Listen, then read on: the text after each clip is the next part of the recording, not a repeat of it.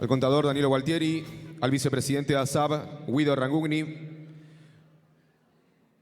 Vamos a pedirle también a Luis María Capellano y a Oscar Cetrángolo que puedan también tomar sus ubicaciones para llevar adelante sus correspondientes exposiciones. Y vamos a comenzar con el señor Luis María Capellano, marzo de 2022 a la actualidad. Es el presidente de la Comisión Arbitral de Convenio Multilateral. Fue vocal del Tribunal de Cuentas de la provincia de Tierra del Fuego, Antártida e Isla del Atlántico Sur. Ex director ejecutivo de la Agencia de Recaudación Fueguina. Ex secretario de Ingresos Públicos de la provincia de Tierra del Fuego, Antártida e Islas del Atlántico Sur. Ex subsecretario de Ingresos Públicos de la Nación, Ministerio de Economía y Finanzas Públicas. Ex subdirector general de Planificación de la Administración Federal de Ingresos Públicos. Ex asesor de la Subdirección General de Asuntos Jurídicos de la Administración Federal de Ingresos Públicos. Además, representante de la República Argentina ante la Conferencia de Alto Nivel sobre Política Tributaria en el 50º aniversario de la OCDE, en la 16ª y 19ª reuniones anuales internacionales sobre tratados tributarios de la OCDE. Señoras y señores, a partir de este momento toma la palabra para continuar con este marco de exposiciones el señor Luis María Capellano.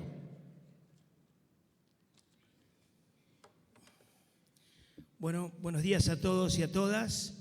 Voy a hacer uso de la palabra acá parado porque a los que somos bajitos nos dijeron de chicos que si estábamos parados crecíamos. No es mi caso, ya me di por vencido, pero bueno, sigo intentando, ¿no? Y me siento más cómodo. Respecto del tema al que agradezco a la SAP que me haya convocado para participar en este panel y que tiene que ver con si se puede recaudar más por reducción de la informalidad y sin nuevos impuestos, voy a hacer referencia a cuál es la actuación del organismo que en este momento me toca presidir, que es la Comisión Arbitral del Convenio Multilateral. Previamente voy a referirme a las características que tiene este organismo, porque si bien no es un organismo que define políticas tributarias, es un organismo que solamente regla la distribución de los ingresos de los contribuyentes de ingresos brutos de convenio multilateral y también administra los sistemas informáticos de recaudación. A ver, ¿con cuáles? Comar, misión. La Comisión Arbitral surge como autoridad de aplicación y Tribunal Arbitral del Convenio Multilateral el 24/8 de 1953, en el que luego de sucesivas modificaciones dio lugar al convenio multilateral vigente hoy, que data desde el 18 de agosto de 1977. Haciendo un breve paneo del espacio temporal y la cronología en la cual se llevó adelante el primer convenio hasta el de 1977, les voy a hacer una breve referencia. 4 meses antes de transformarse en convenio multilateral, nace en 1953 con un convenio bilateral entre la Ciudad de Buenos Aires, la Municipalidad de la Ciudad de Buenos Aires y la Provincia de Buenos Aires, y creando en su artículo 16, creo 14 o 16, una de las autoridades de aplicación o uno de los organismos que es el organismo denominado Comisión Arbitral. En el mismo año, ya en el 24/8 del 8 de 1953, se transforma en convenio multilateral y se suman 13 jurisdicciones. Luego, en el año 1960, hay la incorporación, se llega a 21 jurisdicciones y en el año 1964 se incorporan las últimas 2 jurisdicciones para conformar 23 jurisdicciones dentro del convenio, sumándose Tierra del Fuego a partir del año 1991, cuando se transforma en provincia. En toda esa historia que tiene, en ese eje temporal que estamos viendo que lleva adelante el tratamiento del convenio multilateral,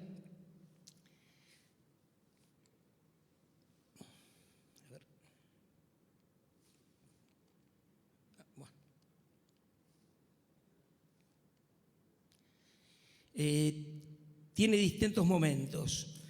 Desde 1953 prácticamente hasta 1995, la Comisión Arbitral y el Convenio Multilateral prácticamente desarrolla una actividad que tiene que ver en la distribución de los ingresos de los contribuyentes, como decía, sobre los ingresos públicos, sobre los ingresos brutos respecto del convenio multilateral y la función de arbitraje. A partir del año 1995 hay un cambio, hay un punto de inflexión, porque con el SICOM, que era el Sistema Integrado de Recaudación y de Control, se incorporan y se pone en funcionamiento declaraciones juradas únicas para presentación, para pago, un nomenclador único, y ya vemos a partir del siglo XX, a partir del año 2002, cómo tenemos la incorporación de los distintos sistemas de recaudación, ya sean de percepción o de retención. Esto es importante manifestarlo porque a partir de ese momento se le van incorporando a la función de la comisión arbitral una mayor participación en lo que tiene que ver a la administración de los sistemas informáticos de recaudación. En este slide podemos ver y podemos separar 4 grandes grupos. Por un lado, el padrón web del 2018, el padrón federal 2020, que nos vamos a referir más adelante, el CIFERE de contribuyentes locales, el CIFERE de web, todo el complejo sistema o el complejo que involucra los sistemas de recaudación, ya sea de percepción o de retenciones, y los sistemas de servicios al contribuyente y a las jurisdicciones a través del módulo consulta del DGR Gestión Web y del Comardata. Respecto de todo este andamiaje que tienen estos 4 grupos,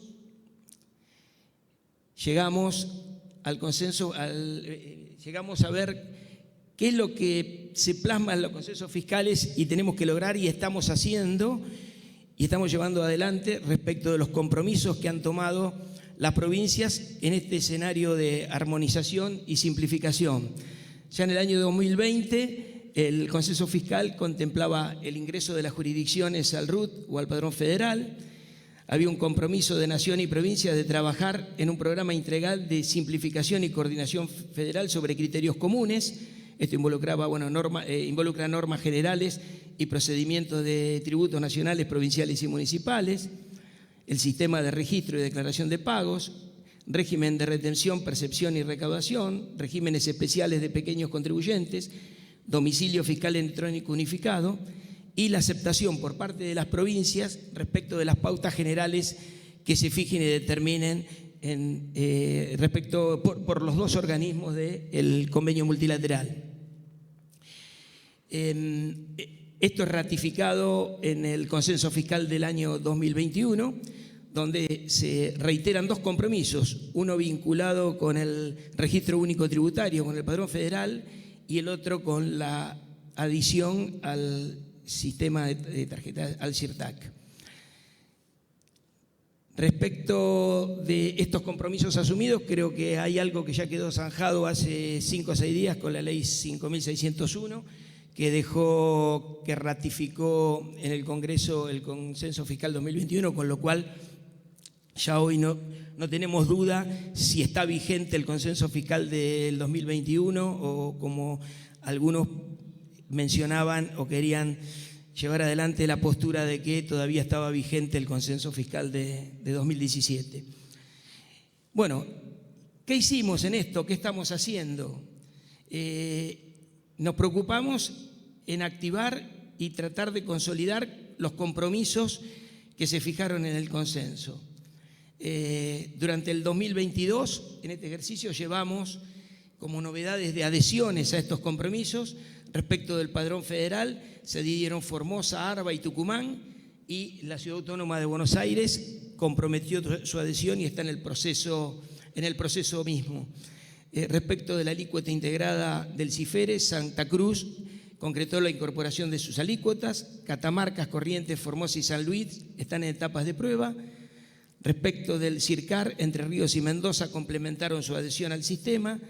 Respecto del CIRTAC, San Luis concretó su adhesión al sistema. Entre Ríos y Arba están completando su etapa final de pruebas. Esta adhesión al sistema es una de las adhesiones que se comprometieron las provincias en el Consenso Fiscal 2021 a realizarlas durante el ejercicio 2022. Y respecto al último sistema que se implementó, que es el CIRCUPA, se implementó el sistema el 1 de octubre con la adhesión inicial de 6 jurisdicciones. Estamos esperando la adhesión progresiva en los próximos meses de las 22 jurisdicciones adheridas al CIRCREP, y además hemos recibido la nota de Misiones de su intención de adherirse con los contribuyentes locales.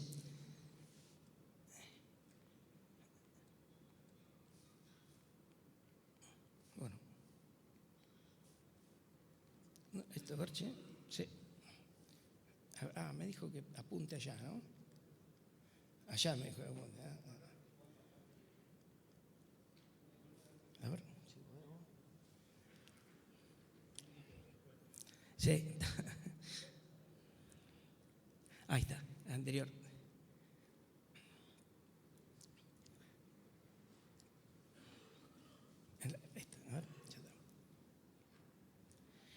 Bueno, si tenemos que mostrar qué es lo que hicimos, lo que estamos haciendo, acá tenemos un slide donde están todas las jurisdicciones y tenemos 3 grupos: el grupo de Padrón Federal, el grupo de CIFERE y el grupo de agentes de recaudación a través de los distintos sistemas de recaudación, sean de percepción o de retenciones.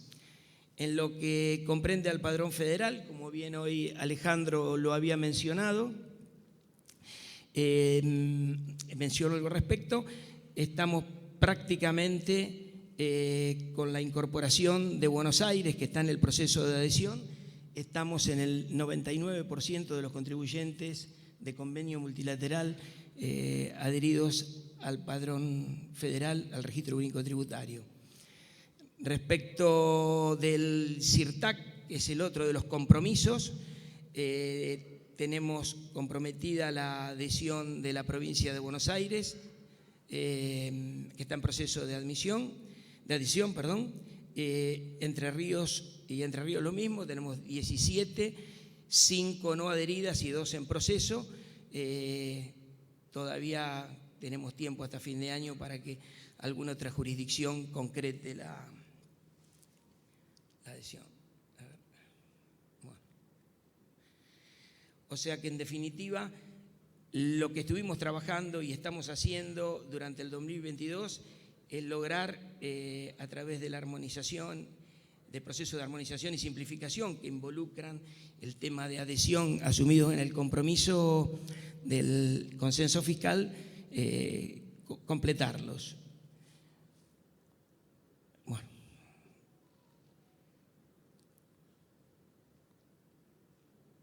A ver. No.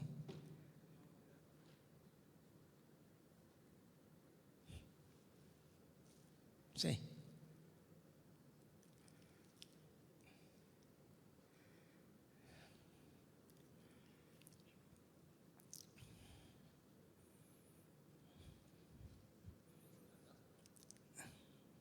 ¿Ese es mejor? A ver. Bueno.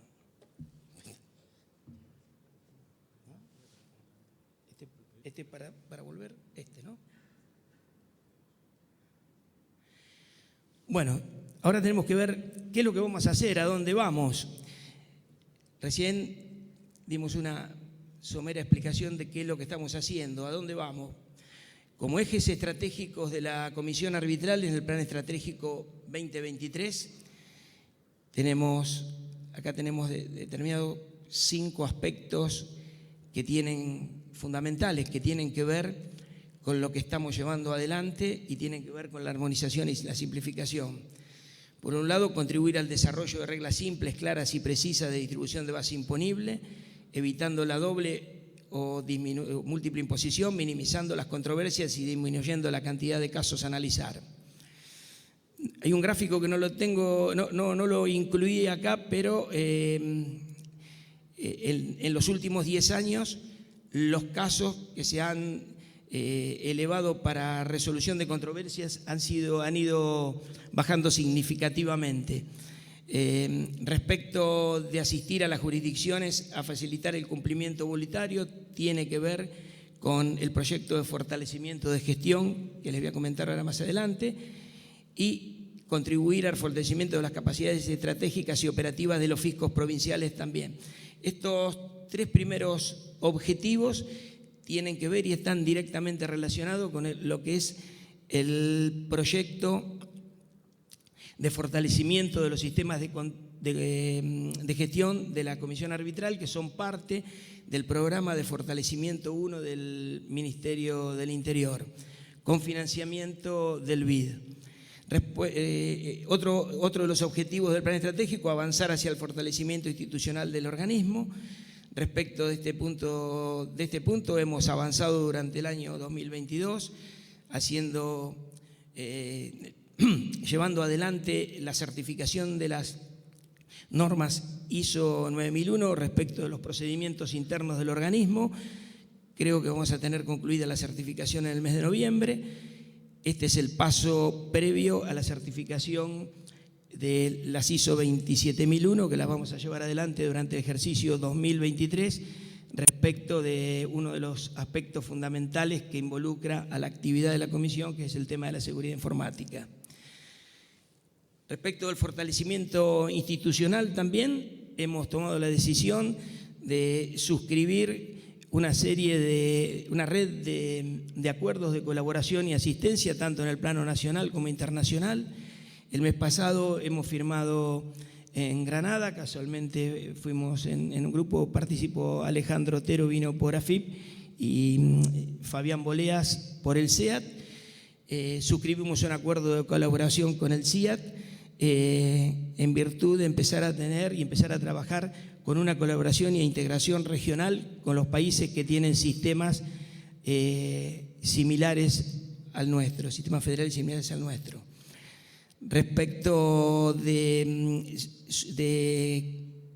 acuerdos de colaboración y asistencia, hemos firmado con el Consejo Profesional de Ciencias Económicas de la Ciudad Autónoma de Buenos Aires hace 10 o 15 días. Tenemos un convenio para firmar en Salta y hay otras jurisdicciones que también están interesadas en suscribir el mismo convenio de colaboración, donde los coordinadores entre la Comisión Arbitral y la asociación profesional, en este caso el Consejo Profesional, son los representantes de esa jurisdicción ante la Comisión Arbitral.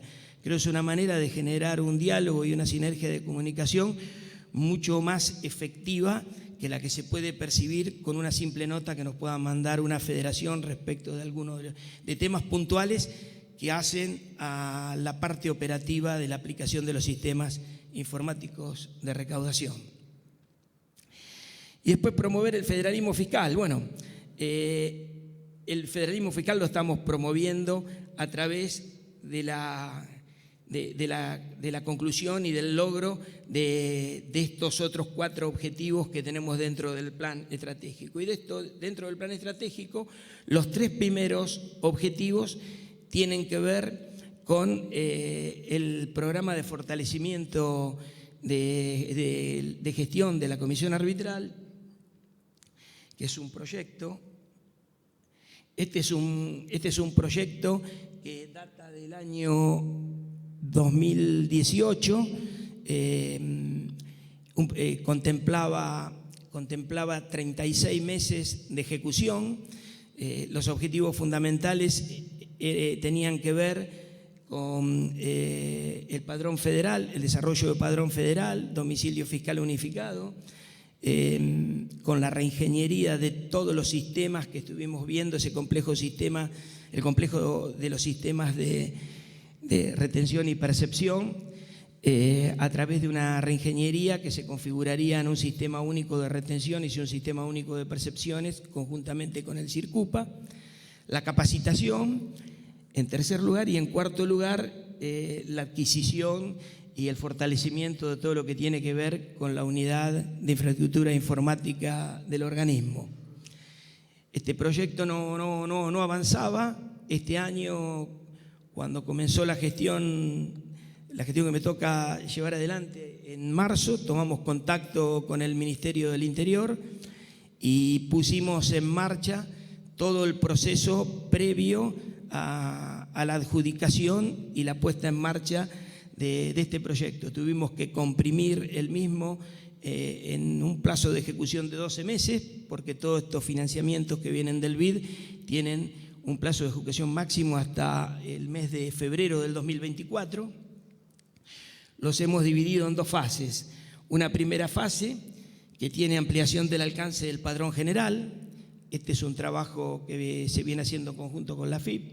Es importante resaltar que en el último consenso fiscal hay acciones concretas y específicas que tanto a la Comar como la AFIP nos dan competencias concurrentes, porque estamos trabajando juntos en lo que es el padrón federal, el intercambio de información y lo que tiene que ver también con el monotributo unificado, que es de utilización por parte de las jurisdicciones. Después el módulo de agentes de recaudación anticipada, esto es lo que le mencionaba recién, es el nuevo sistema único de recaudación, sería el CIRSIP y el CIRCUPA, y la actualización visual de los sistemas de recaudación anticipada y su incorporación a la plataforma. Y como tercer objetivo, en esta fase, la adquisición del hardware y del software de base. La segunda fase tiene que ver con la actualización tecnológica del CIFERE, el módulo de cuenta corriente, el módulo de gestión provincial y después una propuesta de procedimiento de aplicación del protocolo adicional que no lleva nada de desarrollo ni de instalación, sino que se menciona como una propuesta de aplicación, como una propuesta de procedimiento. Como les mencionaba, el cronograma original, el eje de tiempo original que teníamos respecto del proyecto BID, comenzó en mayo del 2022. En septiembre tendríamos que estar haciendo, en julio tendríamos que haber hecho la publicación de manifestación de interés. No la pudimos hacer, hubo cambios de autoridades, eso demoró un poco la situación. La publicación de la manifestación de interés la hemos realizado, se ha realizado la semana pasada, se han enviado los TDR al BID para su recepción si no hay objeción, va a ser por lista corta y si respetamos los plazos de lo que sigue, en vez de estar adjudicando en diciembre del 2022, estaríamos adjudicando en febrero, fines de febrero del 2023, con lo cual estaríamos dentro de los 12 meses para el desarrollo y la ejecución del proyecto. Bueno, este es los avances que se fueron dando a partir del mes que ya los mencioné, y estos son los próximos pasos de la manifestación de interés que se publicó justo con el envío de los TDR para la objeción del BID, la publicación de los pliegos de licitación para la adquisición de los hardware y licencia, la presentación de las propuestas por parte de los oferentes, la evaluación técnica y la firma del contrato y comienzo del proyecto, que está como paso número 7 y que sabemos que hemos tenido un corrimiento de 2 meses respecto del eje de tiempo. Esto que traté de explicarle de qué es lo que estamos haciendo desde el punto de vista del rol específico que tiene la comisión arbitral, tiene que ver exclusivamente con la competencia de la comisión. Como les decía hoy, nosotros no definimos la política fiscal, las provincias acuerdan parámetros de política fiscal con Nación, después cada una aplica, recauda y fiscaliza su impuesto. Nosotros somos un soporte a través de los sistemas de recaudación, por un lado un soporte a través de los sistemas de recaudación para que tengan y brinden un mejor servicio. Hoy la recaudación de ingresos brutos en algunas jurisdicciones representa hasta casi el 80 o más del 80% de los recursos propios de la jurisdicción. Y yendo a la pregunta si realmente se puede aumentar la recaudación combatiendo la informalidad, bueno, yo creo que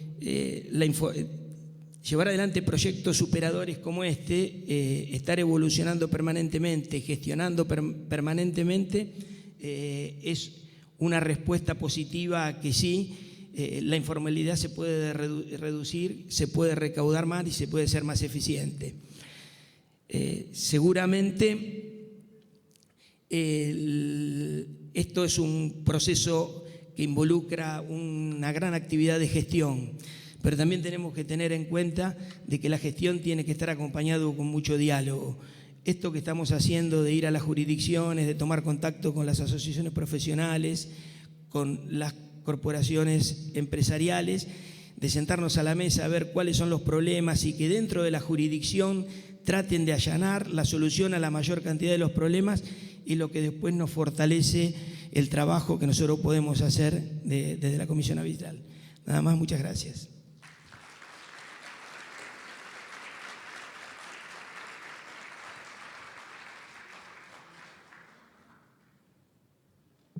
Muy bien, así escuchábamos las palabras del señor Luis María Capellano, que llevaba adelante su exposición correspondiente. A continuación vamos a invitar, en lo que respecta a esta visión académica, al señor Oscar Cetrángolo, es licenciado en Economía, graduado en la UBA. Actualmente es profesor titular de Finanzas Públicas en la UBA, investigador del Instituto Interdisciplinario de Economía Política UBA-CONICET y docente de las maestrías de Economía, Políticas y Políticas Económicas y Sociales y Regionales de la UNCOR y de Políticas Públicas de la Universidad Torcuato Di Tella. Entre 2001 y 2011 se desempeñó como experto en políticas públicas de la CEPAL. Entre 2012 y 2015 fue director de la maestría en Economía de la Facultad de Ciencias Económicas de la UBA y entre 2017 y 2021 fue director de la carrera de licenciatura en Economía de la misma facultad. Señoras y señores, toma la palabra a partir de este momento el señor Oscar Cetrángolo.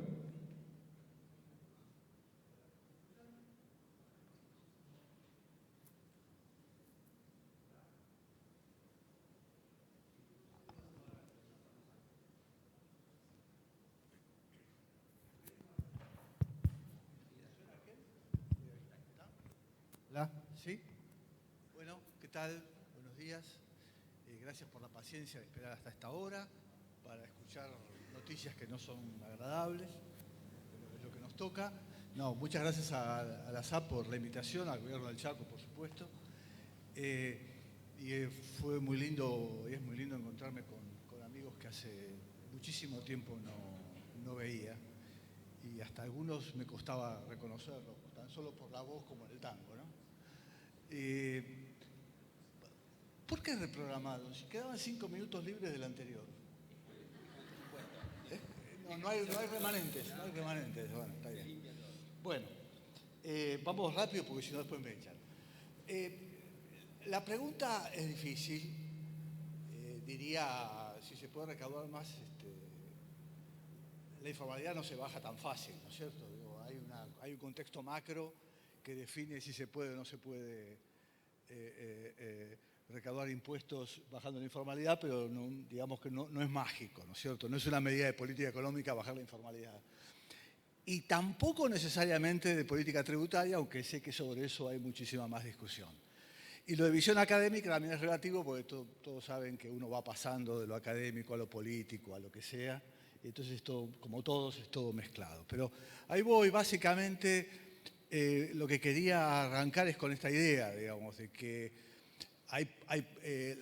las propuestas de reforma tienen que ver con el momento en el cual uno las discute, las posibilidades que tiene, la coyuntura, etcétera, etcétera.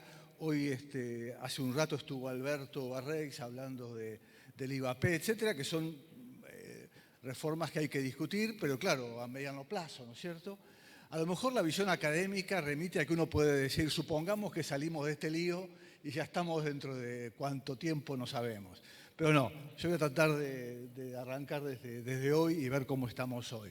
Entonces, ahí yo preparé este temario arrancando digamos, haciendo honor al título, los atributos que según la literatura tiene que tener un buen sistema tributario, la evolución de cómo llegamos hasta acá, tema de solvencia, rasgos estilizados y desafíos. Un poco ese es el recorrido que se me ocurrió razonable. Atributos de un sistema tributario que claramente no tiene el sistema tributario argentino son suficiencia. Argentina tiene una historia larguísima de déficit fiscal, por lo cual si hay algo que el sistema tributario argentino no es suficiente. No es flexible con el ciclo, sobre todo por la ausencia de una importante tributación sobre la renta, que es lo que le da, como ustedes saben, los estabilizadores automáticos en el mundo desarrollado dependen de las escalas progresivas del impuesto a la renta, con mucha participación en el total, y los seguros de desempleo, cosa que nosotros no tenemos. Claramente no es un sistema que asegure la eficiencia de asignación de recursos. Hay impuestos que son los peores en términos de asignación. Seguramente el cheque es el peor, pero ingresos brutos, etcétera. No es un sistema equitativo, está muy recargado sobre impuestos regresivos. En todo caso es administrable, eso es una duda, ¿no es cierto? Porque, bueno, los impuestos que estamos cobrando, aún por ineficientes, son impuestos fáciles de cobrar. Cheque, derecho de exportación, etcétera. Pero de todos modos la evasión en Argentina sigue siendo alta, ¿no? No me acuerdo si fue Otero, alguien presentó lo del IVA hoy, creo que fuiste vos, 30%. Es el promedio de la región, pero igual es alto para lo que es el IVA y en rentas es muchísimo más alto. Entonces, ahí hay un punto de partida para discutir. La evolución rápida, porque de esto ya Alberto habló bastante, pero de todos modos, en América Latina, si bien estábamos muy lejos del mundo desarrollado, históricamente estábamos en la mitad, ¿no es cierto? Cuando uno miraba hace unos años, era 18-36, siempre estábamos en la mitad, pero la verdad que con el auge de los 2000, el auge de las commodities, las reformas tributarias que hubo en muchos países, esa brecha se fue achicando, pero igual la brecha sigue siendo muy alta. Ahí ven los distintos países, la distancia 95-2015, que fue la época de gran aumento. Ahí Argentina lidera. ¿Yo puedo marcar con esto? No. No, bueno, la Argentina lidera un poco, la que está más lejos de la diagonal, la que más aumentó la carga tributaria, pero en general casi todos los países fueron aumentando en este periodo. Y mirando dentro de América Latina, ahí lo que ustedes tienen es claramente Brasil, Argentina, como los países que lideran en cantidad y que se van acercando al promedio de la OECD, y un poco la estructura en donde los directos siguen, obviamente, son los países que más recaudan, los que más tienen directo, pero aún estamos muy lejos de la imposición directa del mundo desarrollado, ¿no es cierto? Si queremos ir aterrizando en Argentina, fíjense, Argentina en nivel se va acercando a la OECD, la estructura seguimos siendo América Latina, con un bajo peso de los tradicionales, son los impuestos sobre los cuales está sentada la tributación en países desarrollados maduros, digamos, rentas, IVA o consumo y seguridad social. Nosotros en realidad el cierre de brechas con la OECD lo hacemos a través de impuestos heterodoxos o en todo caso los que no están en la tradición del mundo desarrollado, ¿no es cierto? Cheque, ingresos brutos, derecho de exportación, etc. Si uno va a la composición, entonces ahí ven que claramente cuando uno mira a los tradicionales, en el IVA y selectivos estamos un poco por debajo, pero razonable. La ausencia de impuestos en Argentina y en América Latina con relación a la OCDE es básicamente renta y propiedad, y como ven ahí los heterodoxos cubren la brecha. Ahí seguimos. Bueno, ahí lo que tenemos es la evolución a lo largo de los últimos 20 años.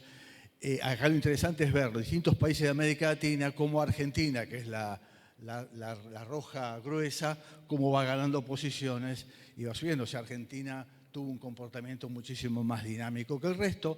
Después vamos a ver de qué se trata eso. Perdón, me fui para allá. Ahora, aterricemos en Argentina y veamos una de las cuestiones, que es cuestión de la solvencia, y después vamos a ver en los rasgos estilizados cuestiones de estructura y otro tipo de cuestiones. Para ver solvencia, bueno, hay que ir al déficit fiscal, a ver por qué la Argentina está en esta situación. Esta es la imagen de largo plazo de las cuentas públicas argentinas desde el 61, digamos, antes no hay una metodología consistente, pero no es muy diferente. Nosotros, salvo la salida de la crisis 2002-2003, es un sector público que tuvo siempre desequilibrio. La Argentina es una sociedad que se acostumbró a gastar en el sector público más de lo que recaudaba y hemos tenido una larguísima historia de déficit fiscal que la seguimos manteniendo. Perdimos ese superávit gemelo del 2002, 2003, 2004 y hoy estamos en un nivel de desequilibrio de los más altos de la serie. Fíjense que desde la vuelta a la democracia había habido una tendencia muy fuerte a recuperar el equilibrio fiscal, ¿no es cierto? Cuando uno mira desde la salida, desde el primer gobierno democrático, después de la salida de la crisis de la deuda, hasta la crisis del 2001, hay una tendencia muy clara en la búsqueda del equilibrio primario y en parte total, y eso después fue revertido. La pregunta es, ¿cómo se financió? ¿Cómo hace un país para tener déficit fiscal durante medio siglo y seguir vivo? Bueno, la respuesta es clara. Durante todo ese periodo, el espejo del déficit fiscal, que es la línea verde, es el financiamiento monetario, que es la línea roja, solamente interrumpido durante el periodo de convertibilidad. Entonces, en realidad, no nos olvidemos de esto, sobre todo cuando hablamos de regresividad, porque el impuesto más regresivo, no es un impuesto, pero el financiamiento más regresivo que tiene nuestra sociedad es la inflación, con lo cual nunca olvidemos ese tema cuando hablemos de impacto sobre la equidad.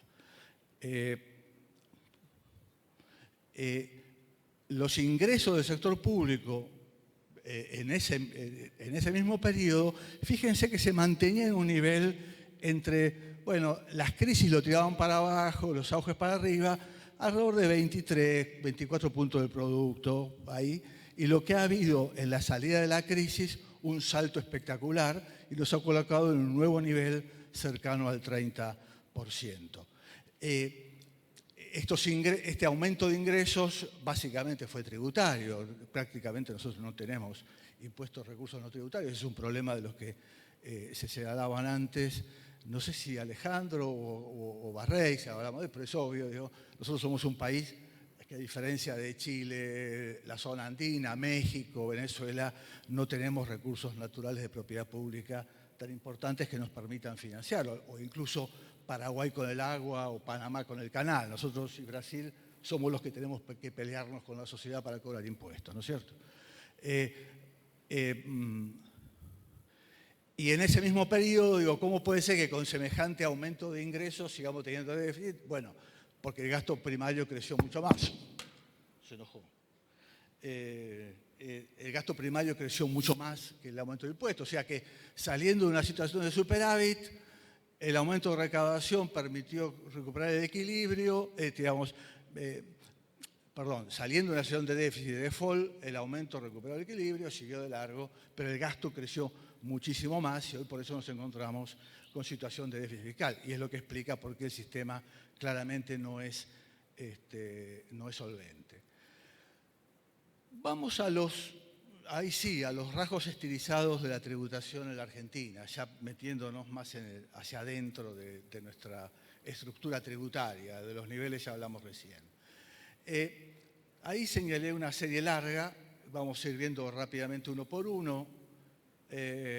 Lo primero que todos nosotros tenemos que lidiar cada vez que hablamos, trabajamos, hacemos esto, y un poco Capelano tiene que trabajar todos los días en esto, es que nosotros tenemos un problema en las potestades tributarias de la Constitución Nacional, digamos, porque son potestades provinciales, algunos impuestos que claramente los tiene que recaudar la Nación, como el impuesto a las rentas, y eso obliga a una rediscusión en el Congreso cada 10 años para volver a sancionar un impuesto de emergencia, etc.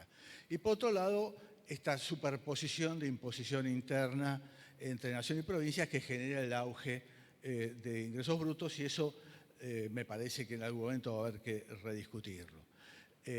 Un poco esa es la evolución de la recaudación, donde la verdad que yo ni siquiera veo lo que puse, pero ahí está separado los ingresos de nación abajo por grupo de impuestos y la parte provincial por arriba. Ahí hay un lío que enseguida vamos a ver con cada uno de los impuestos. Segundo, es que a pesar de la constancia a lo largo del tiempo, los recursos del IVA y ganancias apenas superan 1/3 de la recaudación total. O sea, IVA y ganancias son impuestos que se han consolidado. Primero el IVA, ganancias fue aumentando en los últimos 20 años, digamos, pero aún así ganancias e IVA no llegan a ser más de la tercera parte, y eso es claramente una diferencia con el mundo desarrollado y ni qué decir Europa. El resto son seguridad social, comercio internacional, cheque internos, algo de propiedad y obviamente la disposición provincial, donde también hay ese tipo de tributos. Y si le agregamos una estimación de recursos municipales, que como sabemos es una estimación tardía y un poco no dudosa, el monto es pequeño, está alrededor de 1% del producto, pero no hay una cifra exacta, ¿no es cierto? Ahí estamos en esa estructura. Y un poco la evolución de esos grupos, lo que muestran claramente, fíjense, que los dos bloques de abajo, el naranja y el azul, que son los tradicionales IVA junto con específicos y rentas y propiedad, se ha mantenido desde el año 2004, aún salvando la caída de la crisis a lo largo de toda la serie esta, bastante constante, y las variaciones en el nivel tienen que ver con el resto de impuestos, ¿no es cierto? En donde ahí está seguridad social, porque había habido una baja muy fuerte durante la convertibilidad, ahora volvemos sobre eso, y después los impuestos extraordinarios, ¿no es cierto? Ahí básicamente el punto es que nosotros incorporamos toda artillería posible de imposición extraordinaria para salir de la crisis del default, como hace cualquier país cuando está en una crisis de esa magnitud, pero después cuando la economía se normalizó y creció, no sacamos esos impuestos para volver a tenerlos como reserva, sino que los dejamos como permanentes, financiando gasto permanente. Hoy que necesitaríamos incorporarlos de vuelta para salir de esta crisis, ya los tenemos metidos adentro, y eso es un poco el problema del límite en la carga tributaria, ¿no es cierto? Es lo que decía esto de los tradicionales. Un tercer punto es el sostenido crecimiento y generalizado de la tributación sobre el consumo. Bueno, ahí está a lo largo de los últimos 30 años cómo fue cambiando la torta, y si comparan la primera que está ahí arriba a la izquierda, en el noroeste, es la del 90, y la última, que es el 2019, me parece, no veo el número, a 2020, ahí van a ver que la recaudación del IVA fue creciendo y también va creciendo la de imposición a las ganancias. Por lo que decía antes, aún va creciendo en porcentaje del producto y va manteniendo su relación con el total. El impuesto al valor agregado en la Argentina tiene una alícuota alta, 21. Recordemos, había una nota a pie de página, ahora me acuerdo, había una discusión implícita en esta mesa que es si se puede recaudar bajando la informalidad, y eso remite para algunos a la idea de bajar tasas para bajar informalidad y crecer la recaudación. Para los que estaban vivos, yo creo que me encontré con varios amigos viejos de Hacienda, así que algunos se acordará los momentos en los cuales alguien creyó que eso era posible, bajó la alícuota del IVA del 16 al 13, la recaudación se hizo pelota y rápidamente se pasó del 13 al 15, 15,6, 16, 18 y en el tequila 21 y ahí quedamos, ¿no es cierto? Y trayecto parecido hubo en ganancia, no sé si se acuerdan, me acuerdo, pasó de 30 a 20, anécdota para los viejos del cuarto piso, con Memo Barris y Fernando Martín, Taqui nos llamó para que le digamos cómo iba a reaccionar la recaudación si bajaba la alícuota de 30 a 20, y Memo tímidamente, pero con fortaleza, le dijo, y va a ser el 2/3, y efectivamente fue 2/3, y de ahí de 20 pasó a 30, 33, 35. Entonces ahí hay un principio de cosas. En el corto plazo hay que ser pragmático y tener cuidado con lo que uno hace. Entonces, el IVA tiene una alícuota muy elevada, pero una vez que está puesta al 21, bajarla beneficia solamente al favor de precio. Digo, en muy largo plazo puede cambiar algo eso, ¿no? Se me paralizó.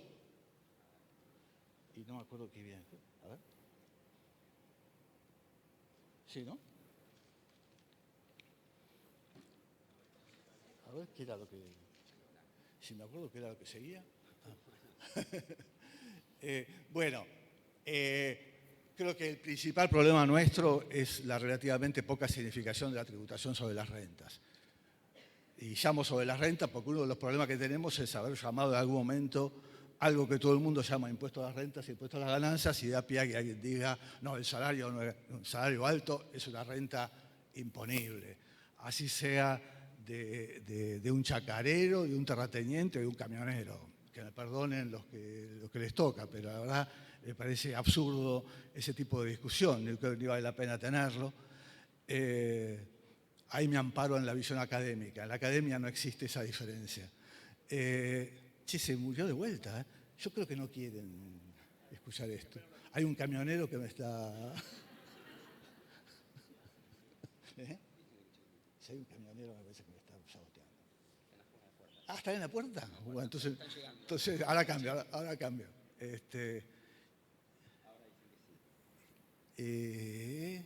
No sé qué. Impuesto a las personas. Bueno, es un gráfico que no es muy antiguo, pero que estaba hecho por la OECD, en donde comparaba el umbral de ingresos al cual los contribuyentes de salario solteros comienzan a pagar impuesto a la renta. Argentina es uno de los niveles más altos. Digamos. Argentina es el nivel donde solamente se grava al 10º decil, digamos. Al 10º decil en una sociedad en donde el 40% vive en hogares pobres, el 50% de los chicos viven en hogares pobres, y la verdad que el impuesto a la renta que lo pague solamente ahí está el 10º decil. Y es más, haberle incorporado este engendro del salario no imponible, no sé cómo lo llaman, que ni siquiera cumple con cuestiones de eficiencia en el diseño del impuesto y que alcanza el 9º, 10º decil, la verdad que me parece que es una resignación en términos de lo que debe ser un sistema más redistributivo. Y nosotros ahí tenemos, creo que el principal problema que la tributación tradicional argentina es dificultad para cobrar impuesto a la renta de las personas. Ahí hay un gráfico que hizo Julián Folgar, un economista que trabaja con nosotros, sobre el anterior, en el 2021, cómo pegaban las reformas sobre como porcentaje del salario por grupo de ingresos. Un poco este creo que es el problema más serio que tiene el sistema. Carga sobre el salario lo pongo básicamente porque la carga es muy elevada, pero en la carga sobre el salario esto depende mucho... Bueno, sí.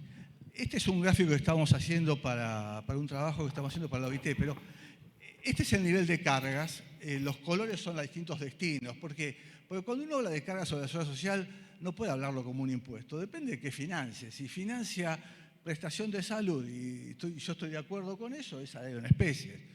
Si financia mi jubilación futura, es salario diferido. Entonces, es más, hace algunos años ni siquiera se consideraba como impuesto, se ponía fuera, y hoy, como bien decía Alberto, cuando hace una comparación internacional, bueno, él pone todo, yo sacaría todo y haría comparación sin carga sobre los salarios. Pero ahí lo que tienen, esos puntos rojos, es la tasa de informalidad. Y fíjense que la tasa de informalidad en general sube cuando cae la tasa promedio de carga sobre el salario. No quiere decir que haya causalidad de ese lado, porque tampoco está la otra, que la que usualmente se usa para decir que hay que bajar la alícuota para aumentar la formalidad. Lo que pasa es que en Argentina la tasa de la alícuota sobre el salario tiene más que ver con las políticas antiinflacionarias, con atraso del tipo de cambio, que obligaron a una devaluación fiscal, que a una política clara de seguridad social, y de hecho eso motivó la crisis previsional. Hay un lío con el monotributo, no me voy a explicar, esto da para una charla específica. El monotributo es un impuesto es un tributo necesario como régimen de emergencia, transitorio, que ayuda a la protección social de un sector importantísimo de la población, pero claramente está teniendo muchas dificultades para el financiamiento de la salud por el atraso en el componente de salud, que entiendo que el gobierno está tratando de corregirlo en este momento, y además el desafío hacia futuro del sistema de previsión social, en donde si hoy se jubila una persona con 30 años de monotributista, hacen falta 14, 15 aportantes para pagar una jubilación mínima, con lo cual tenemos una bomba de tiempo que conviene desactivarla lo antes posible. Lo otro que tenemos acá es una presencia intermitente del derecho de exportación. Nuevamente, acá hay sí una gran discusión.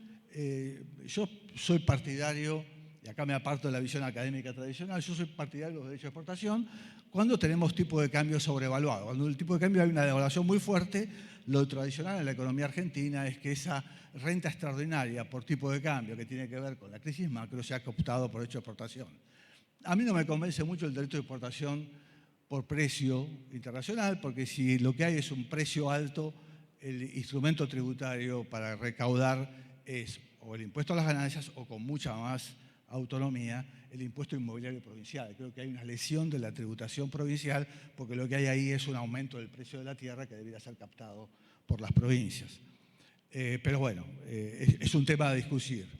Bueno, paso rápido porque me voy quedando sin tiempo. La persistencia de impuestos extraordinarios es lo que decía antes. Fueron quedando impuestos sobre el impuesto al cheque, es el peor impuesto posible porque lo que hago es, en una economía donde hay mucha informalidad y evasión, al tipo que paga y entra al sistema bancario lo castigo con otro impuesto. Yo creo que se justifica en momentos de crisis, pero me parece que cuando sea posible es el primer candidato para mí a eliminarlo, incluso antes que ingresos brutos, si me preguntan. Importancia de gastos tributarios, creo que no sé, alguien habló de eso, es obvio. Es obvio que hay que discutir, no que eliminarlos. A mí me molesta cuando alguien dice, no, gastos tributarios. Hay gastos tributarios que tienen total sentido y otros que no. O sea, gastos tributarios lo que hay que hacer es, bueno, en el mensaje de presupuesto este año hay un dossier importante.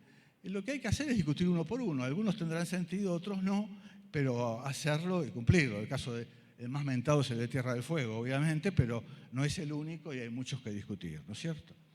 Y es importante el producto. Me apuro porque veo el reloj al lado, ¿no? El penúltimo rasgo estilizado que yo creo es la fuerte centralización de ingresos en las provincias. Y eso, digamos, yo sé que muchos piensan distinto. No es que esté bien ni esté mal, eso es la Argentina. La Argentina es un país con fuertes desequilibrios territoriales que hay que trabajarlos con políticas específicas, pero uno no puede cerrar los ojos y decir que cada uno recaude lo que pueda y bajamos las transferencias de nación. No, las brechas de desarrollo que hay son enormes. Digamos, en el mundo desarrollado la brecha de desarrollo entre los ricos y los pobres puede ser de 2-1, acá es de 9-1. Si es de 9-1 tiene que haber transferencia de nación. El problema que hay es que las provincias se han hecho cargo de buena parte de los servicios con destino social y ahí no es solamente transferencia de recursos, sino también impulso de políticas compensadoras y coordinadoras en salud, educación, etcétera, con lo cual hay algunas que son muy exitosas y otras que no se están haciendo, ¿no es cierto? Y por último, no me acuerdo. Qué lío, ¿no? Se me fue. Bueno, y lo último ya lo dijimos, los impuestos provinciales. Dos temas que ahora voy rápido a los principales desafíos, rápidamente, y me voy a parar solamente en los que merezca discutir un poco. Yo los desafíos los armé, los armé desde lo más obvio o más simple a lo menos. Primero el IVA. Por favor, no toquemos el IVA. Alberto se fue, ¿no? Digo, en el corto plazo mantengamos el IVA porque es el impuesto que se recauda de manera más razonable. Hay algunas cosas que arreglar. A mí esta diferenciación del IVA en salud entre obras sociales y prepaga, la verdad que me molesta porque creo que es difícil de administrar, pero son cosas hiperpuntuales, ¿no es cierto? El IVA hay que cuidarlo y mantenerlo hasta que tengamos otra situación. En todo caso, mejorar lo que se pueda. El candidato número 1 desaparece el impuesto al cheque, ya lo dijimos, derecho a exportación es el tercero a discutir dependiendo del tipo de cambio. Hoy ya ni sé cuál es el tipo de cambio válido para el derecho a exportación, así que no me meto a hablar. Internos, la Argentina perdió terreno en la imposición selectiva, sobre todo la imposición selectiva que tiene fines altruistas o de salud pública o redistributivos, ¿no es cierto? Desde los 90 que se fue cayendo, y en especial en tabaco, ahí hay un tema que es complicado. ¿Por qué? Porque en el mundo se está discutiendo cómo hacer para que el impuesto al tabaco, que está hiper comprobado que hace mal a la salud, tenga tributación alta y en todo caso asignar una parte del impuesto a los programas de salud por temas de pulmón. La Argentina es un país esotérico en donde una parte del impuesto se destina a financiar la producción de tabaco. Les juro que yo no, sé por qué se hace, pero no entiendo cómo se mantiene. Lo mismo que derecho a exportación, yo no entiendo por qué hay derecho a exportación al tabaco, que baja el precio del tabaco, y mucho menos diferencial entre tabaco y cigarrillo, con lo cual se está subsidiando la producción de cigarrillos al ponerle el tabaco más barato. Son cuestiones menores, pero me parece que hacen a la cuestión. Carga sobre el salario, como dije antes, depende mucho de la lógica. Uno no puede hablar de reformar carga de salario si no habla de qué va a hacer con las obras sociales, qué va a hacer con el PAMI, con la seguridad social, etc. A mí me parece, carga de asignaciones familiares. Uno podría expandir la OH y financiar toda la OH con rentas generales. Eso puede ser. Uno podría bajar el aporte a las obras sociales y hacer un sistema más de salud pública financiado con rentas generales. Bueno, hay algún programa político, pues también podría ser. Pero digo, no hablemos de carga sin hablar de la prestación que financia, porque ahí hay un principio de beneficio claro. El tema de imposición sobre la riqueza en manos de nación, a mí me parece que, no sé, es una opinión. Yo trataría de que la nación no se meta ahí y le deje esa base tributaria a las provincias. Si uno quiere que las provincias reemplacen ingresos brutos, tienen que recaudar mejor impuestos patrimoniales y en todo caso la nación puede ayudarlos a actualizar catastros, a administrar, pero es recaudación provincial. Hay un tema con el impuesto a la herencia. Yo creo que hay que incorporar algún impuesto a la herencia mínimo. Puedo aceptar que me diga que no. Lo que no me parece razonable es que haya una provincia que lo cobre y el resto no. Por lo cual ahí creo que hay un tema que te toca, que tenemos que trabajar. Tributación provincial, entonces, básicamente impulsar la recaudación sobre los patrimonios. Monotributo ya lo dije. Dije todo esto.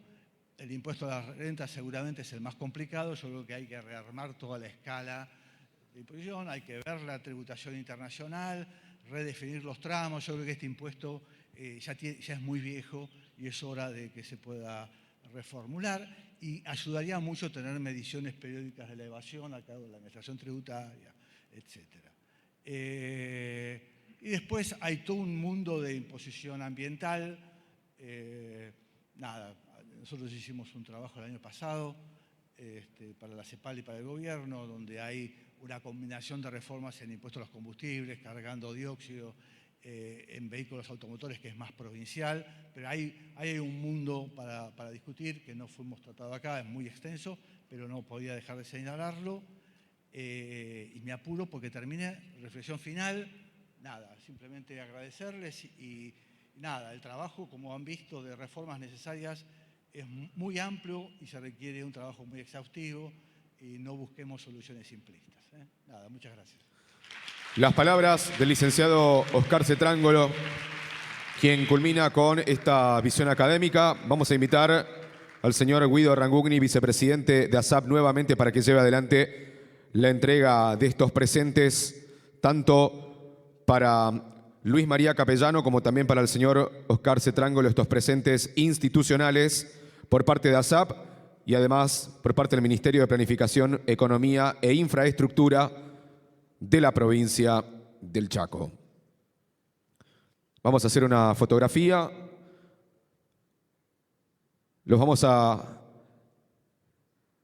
Así los fotógrafos están tomando la fotografía institucional.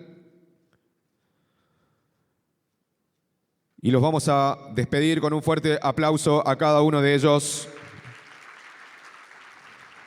para continuar con la siguiente exposición.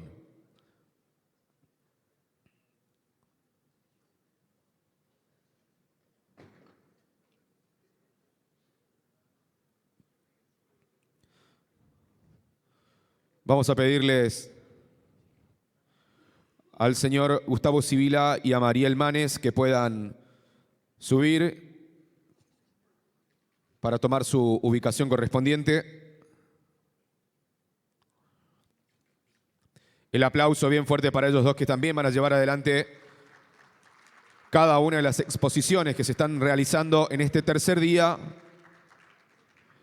aquí en el Centro de Convenciones Gala de la Ciudad de Resistencia. A continuación, el señor Gustavo Sibila es director de investigaciones de ASAP y consultor de organismos internacionales en planeamiento estratégico y gestión pública. Ha ejercido las posiciones de secretario de Estrategia en el Ministerio de Defensa y de secretario de Planeamiento en el Ministerio de Seguridad, donde dirigió adicionalmente los respectivos organismos de inteligencia. Ha sido asesor en el Senado Nacional, investigador en distintas organizaciones académicas en el tercer sector y actualmente enseña en la Universidad Nacional de La Plata y en la Universidad Nacional de la Defensa. Por último, posee una maestría en Relaciones Internacionales y ha cursado programas especializados en Harvard, RAND, la Universidad Nacional de la Defensa de los Estados Unidos, entre otros. Señoras y señores, a continuación, el señor Gustavo Sibila. Bueno, muchas gracias. Primero voy a comenzar agradeciendo a la provincia de Chaco, a su gobierno, especialmente al Ministerio de Economía, Infraestructura y Planificación. Y también quisiera pedirles a ustedes un favorcito.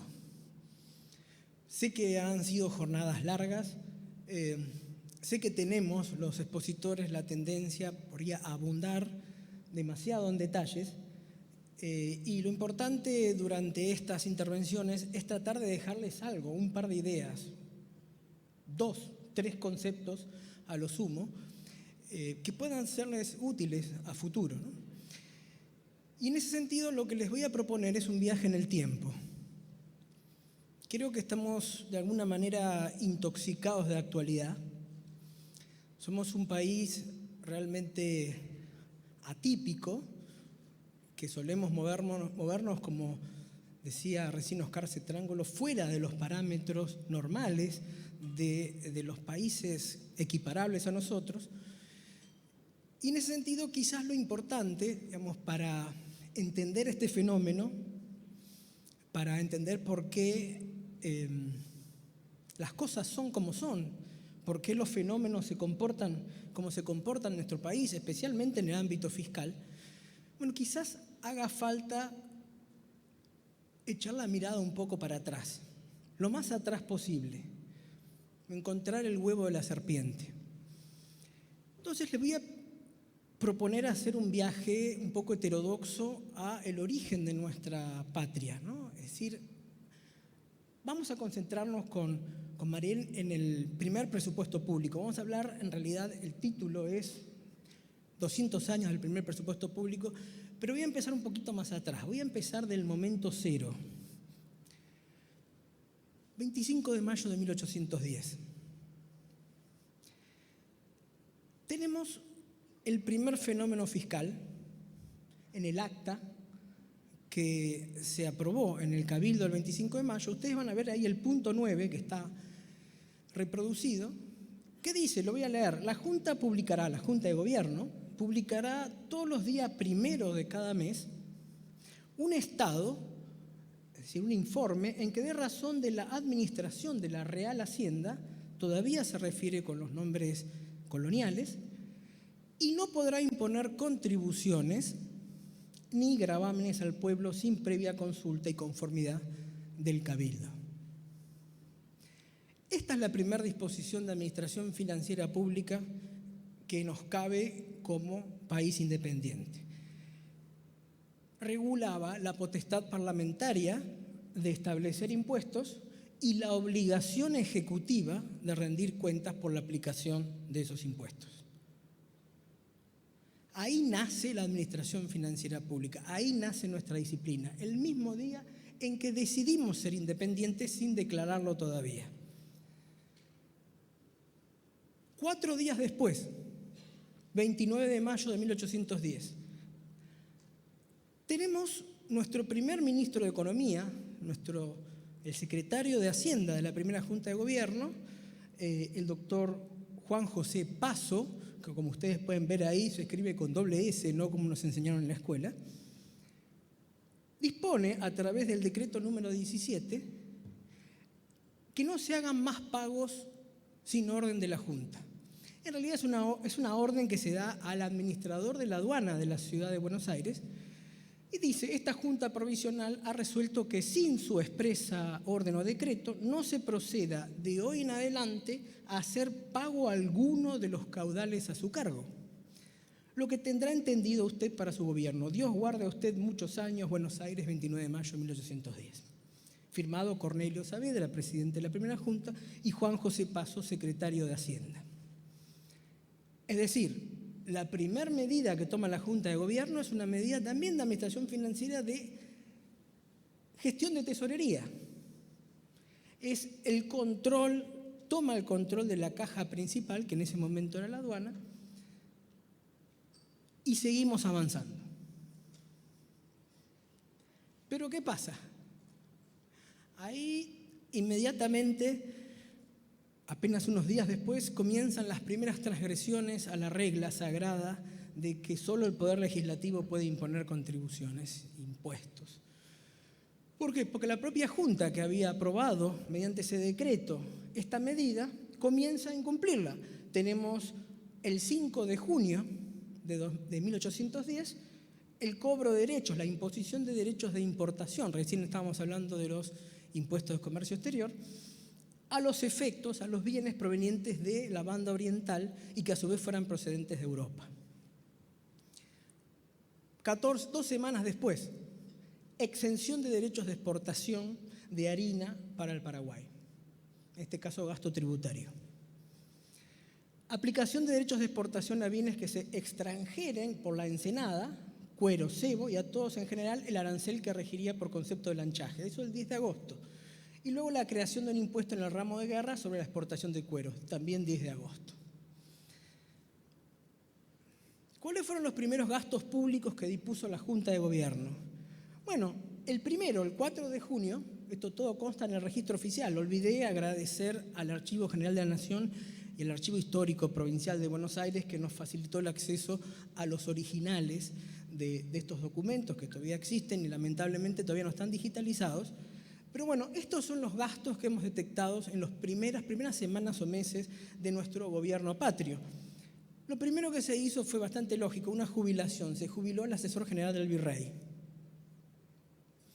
Se le impuso un haber jubilatorio de 1.000 pesos anuales y luego se establecieron sueldos. Esas fueron las segundas medidas. El presidente de la Junta, Cornelio Saavedra, 6.000 pesos. Los vocales, Moreno, Belgrano, Alberti, Mateu, 3.000 pesos.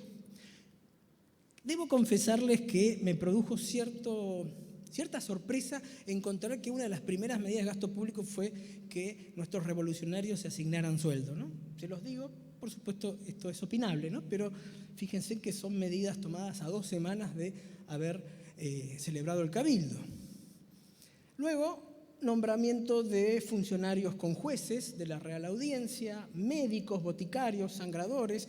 Estos eran para la expedición al interior que Belgrano lideró primero en dirección a Asunción. Entonces se les fijó los sueldos a estos profesionales que acompañaban a los militares, a los grupos, a los regimientos que fueron con Belgrano. Y por último, al gobernador intendente de Córdoba se le fijó el 27 de septiembre 3.000 pesos. Saltemos 10 años. Esto fue simplemente una instantánea de los primeros momentos de nuestra vida independiente. Saltemos 10 años. Vayamos a 1820, que es cuando esta primera década se diluye en el año 1820 el poder central. Nosotros teníamos un gobierno central, como ustedes recordarán, manejado por un director supremo, que era quien lo conducía, lo dirigía, pero nuestro último director supremo fue derrotado militarmente por los gobernadores de Entre Ríos y Santa Fe, ¿no? Por Francisco Ramírez y Estanislao López, en la batalla de Cepeda, y en ese momento, en 1820, lo comentaba el otro día el gobernador, en 1820 tuvimos un día donde hubo 3 gobernadores en la provincia de Buenos Aires, y a partir de esa batalla lo que se dio fue un proceso de federalización, digamos, de creación de las provincias. Allá estamos viendo en el mapa los años en los que cada provincia dictó su primera constitución y estableció un sistema con división de poderes, es decir, con parlamentos, legislaturas, que a su vez se arrogaron esta facultad que la Junta de Gobierno le había reconocido al Cabildo. Y una de las primeras disposiciones del gobierno de Buenos Aires, ahí el primer gobernador de Buenos Aires era el brigadier o general Martín Rodríguez, fue disolver el Cabildo de Buenos Aires y crear la Sala de Representantes, que era o es el primer poder legislativo provincial. Es importante parar un poco en el diseño arquitectónico de esta sala. Esta sala todavía existe, está en la Manzana de las Luces, se puede visitar en ese estado que estamos viendo ahí en la foto a la derecha. Ahora, el diseño de esa sala no fue un diseño casual, fue el primer parlamento construido en América Latina con el diseño recomendado por el filósofo inglés Jeremías Bentham, el padre del utilitarismo. Este filósofo es el que a su vez acuñó el concepto del panóptico. Ustedes recordarán, o algunos habrán visto, que fue un diseño de una cárcel, de cómo se podía maximizar el control. Bueno, la cuestión es que Bentham también redactó un libro que llamó Táctica de las Asambleas Legislativas, en el que recomendó cómo debía ser el recinto donde sesionara los poderes legislativos. Y lo decía así: una forma circular con corta diferencia, algunas gradas que se eleven en el anfiteatro, asiento del presidente colocado de modo que vea toda la asamblea, espacio central para secretarios y papeles, cuartos contiguos para comisiones, tribunas para espectadores y un aposento para los compositores de papeles públicos, para los taquígrafos, ¿no? Es decir, este fue el primer parlamento construido en América Latina. 10 años después México hace un parlamento con el mismo diseño arquitectónico y luego después se reproduce en todos los parlamentos que conocemos en la actualidad. Bien, a esa sala se presentó nuestro primer ministro de Economía de la provincia, que fue el señor Manuel José García, injustamente olvidado. Ninguno de nosotros, y me confieso también bastante ignorante, digamos, de su biografía, ha recibido algún conocimiento básico sobre sus aportes en la escuela secundaria o universitaria, ¿no? Pero este hombre fue realmente uno de los precursores, uno de los principales precursores de las finanzas públicas rioplatenses. ¿Por qué? Básicamente porque fue el autor intelectual y material de una reforma económico-financiera muy amplia que incluyó estos puntos: protección legal de la propiedad privada. Pensemos que en la primera década desde que nos independizamos no había un sistema tributario y constantemente las autoridades recurrían a contribuciones forzosas o directamente expropiaciones, sobre todo del patrimonio de los extranjeros. Bueno, también, además de expedirse sobre la propiedad privada, de poner un límite a las acciones del Estado, también dio la reglamentación de la administración económica y financiera del gobierno, modificó la estructura del Ministerio, Secretaría de Hacienda, creó la Contaduría General, la Tesorería General, por eso en la provincia hace poco han celebrado el Bicentenario, implantó un nuevo sistema tributario, ya lo vamos a ver, logró el monopolio fiscal del Estado, porque hasta ese momento el clero, la iglesia, cobraba un impuesto que era el diezmo, el 10% de la producción, y lo eliminó y lo sustituyó por otro impuesto que fue la contribución directa, el primer impuesto directo de la República Argentina. Luego consolidó la deuda pública, o sea, determinó su monto y luego emitió algunos instrumentos financieros para poder pagarlos en el mediano y largo plazo, y también promovió la creación de un banco, por eso el Banco Provincia está celebrando en este momento también su bicentenario. Ahora,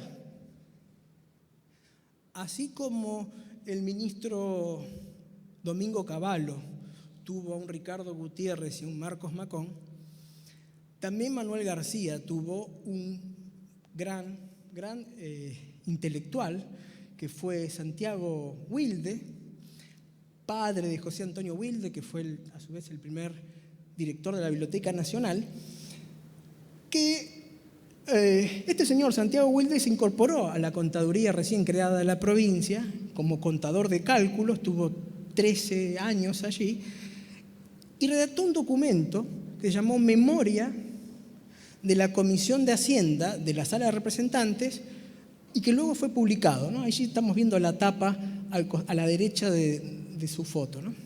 ¿Y cuál fue la primera regla fiscal que estableció Santiago Wilde?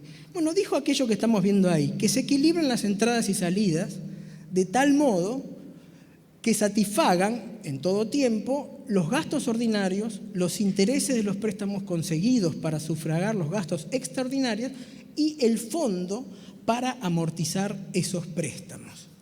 Es decir, hablaba de equilibrio presupuestario, pero si tuviéramos que traducirlos a nuestra actual cuenta de ahorro, inversión, financiamiento, estamos hablando de un superávit financiero. ¿Por qué? Porque teníamos que tener un resultado lo suficientemente positivo como para ahorrar y pagar la deuda con ese fondo.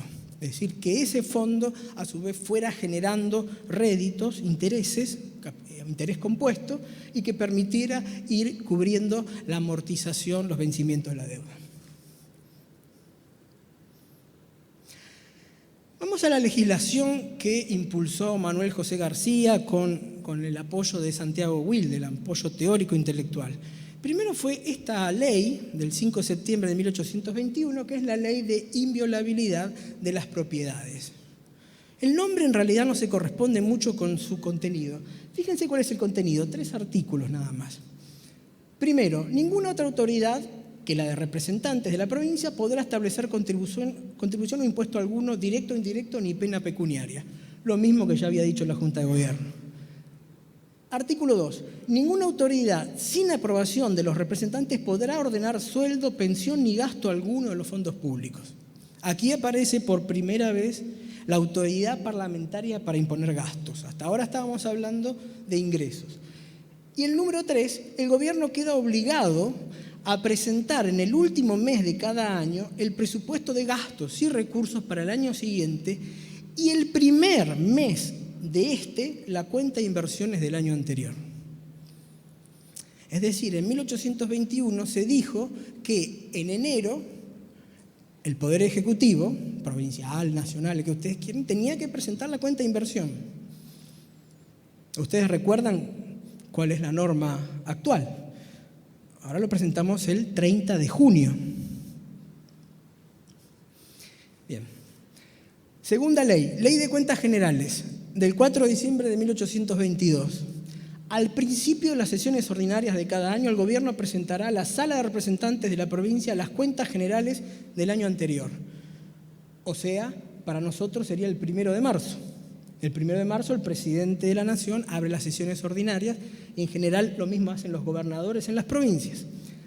La Sala de Representantes nombrará una comisión de 3 individuos de su seno para que las inspecciones. Esta es la tatarabuela de la Comisión Mixta Bicameral Revisora de Cuentas. 3. La comisión presentará el resultado de sus operaciones a la Sala de Representantes antes de cerrarse las sesiones ordinarias del año. Y a su vez nombrará contadores y auxiliares que crean necesarios y la Tesorería General pagará los sueldos de estos contadores. Ley de Presupuestos del 19 de diciembre de 1822. Repite, al principio de las sesiones de cada año el gobierno deberá presentar a la sala el presupuesto de los gastos y recursos para el servicio de la provincia el año siguiente. Esto es un poco aventurado, al principio para el año siguiente, ¿no? Ahora nosotros estamos en el 15 de septiembre más o menos. Luego, cada uno de los ministerios deberá acompañar con el presupuesto de su departamento la relación pormenor de empleados, sueldos y demás gastos que demande el servicio ante proyecto de presupuesto. En el presupuesto de recursos, el ministro de Hacienda expresará con separación lo que por un cálculo aproximado produzca cada una de las diferentes rentas de la provincia. Estimación de recursos.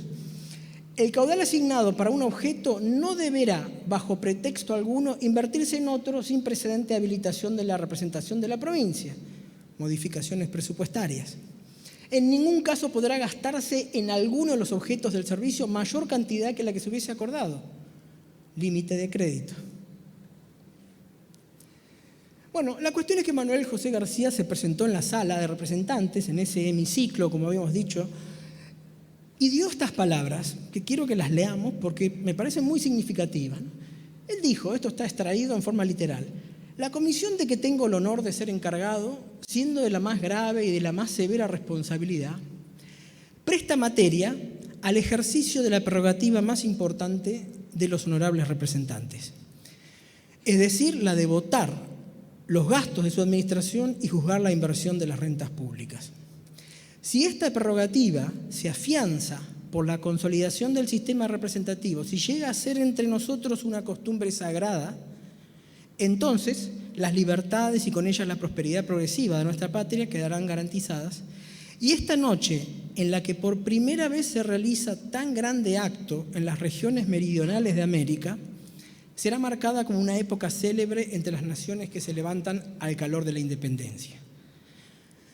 Lo cierto es que este presupuesto, el de la provincia de Buenos Aires de 1822, fue el primer presupuesto votado por un cuerpo representativo no en América del Sur, sino en el hemisferio austral. Es decir, por debajo de la línea de Ecuador no hubo otro presupuesto que fuera votado antes que este, ¿no? Bien rápido. Y le voy a dejar a Mariel que ella exponga los cuadros, las tablas de los contenidos, en qué se gastaba, para qué se gastaba. Aquí estamos viendo qué presupuesto se votaba, porque la provincia de Buenos Aires obviamente en 1822 no era la que nosotros conocemos, no llegaba hasta Carmen de Patagones, sino que llegaba hasta el río Salado. Llegaba hasta esa línea defensiva natural contra los malones indios. Tenía una superficie menor a los 40.000 kilómetros cuadrados, era la mitad de la provincia del Chaco, y tenía la ciudad de Buenos Aires, como la conocemos, que no incluía el barrio de Flores y por supuesto no incluía Belgrano, que eran todos pueblos independientes, eran parte de la campaña, la ciudad más 30 pueblos que los tenemos allí a la derecha. En total estamos hablando de 110.212 personas eran las que tributaban y recibían los bienes públicos que proveía esta gobernación. Claro, estamos viendo que al 2022 esto se multiplicó por 108, ¿no? La población. Pero, bueno, rápidamente en ese momento habían solo 3 ministerios: Hacienda, Gobierno y Guerra. Y Gobierno incluía Relaciones Exteriores, ¿no? Hacienda tenía 807.121 pesos, el componente más grande, fíjense, era en este caso la deuda pública, 37,17, perdón, otros gastos. En realidad el más grande es el último, es el DEP, no especificado precedentemente, que fueron 305.000 pesos, pero seguido por deuda pública, 300.000, y después por la Colecturía General y Resguardo, que sería la tatarabuela de la AFIP, de la Administración Federal de Ingresos Públicos, ¿no? En Gobierno tenemos 400.000 pesos, lo más grande aquí es el Departamento de Policía, la Policía Federal también, el año pasado celebró su bicentenario, y tenemos luego Instrucción Pública, Beneficencia Pública, Administración de Justicia, Sala de Representantes. Fíjense que los presupuestos de los otros 2 poderes estaban dentro del Ejecutivo y los pagaba el Ministerio de Gobierno. Bueno, yo lo que voy a hacer ahora es, le voy a dar paso a Mariel para que ella continúe con la presentación. Y bueno, era un poco la idea compartirles esta investigación que hemos hecho. Simplemente, a ver, los dejo con esto, para que ustedes vean que la ley 24.156 no ha surgido de un repollo, sino que es el producto de la maduración, de la evolución de una larga legislación que comienza en 1810, pero que luego tiene hitos en el 21, en el 53, en el 59, en el 70, en el 47, leyes de contabilidad, de tribunales de control. Es decir, la ley de administración financiera con la que hoy convivimos no ha surgido de la nada, sino que es producto de todo este aprendizaje colectivo de carácter histórico. Así que, Mariel, te dejo a vos para que continúes. Los Gracias. aplausos bien fuertes para Gustavo Sibila, quien ha llevado adelante la apertura a 200 años del primer presupuesto público. Y a continuación vamos a escuchar a Mariel Manes, licenciada en Economía de la Universidad Nacional de La Plata y magíster en Políticas Públicas Comparadas. Actualmente se desempeña como directora provincial de Presupuesto Público del Ministerio de Haciendas y Finanzas de la provincia de Buenos Aires. Previamente trabajó durante casi 20 años en el Ministerio de Economía de la Nación en temas relacionados con la política fiscal, específicamente el financiamiento nacional y subnacional, las relaciones fiscales y financieras entre la Nación, las provincias y los gobiernos locales. A continuación, habla Mariel Manes.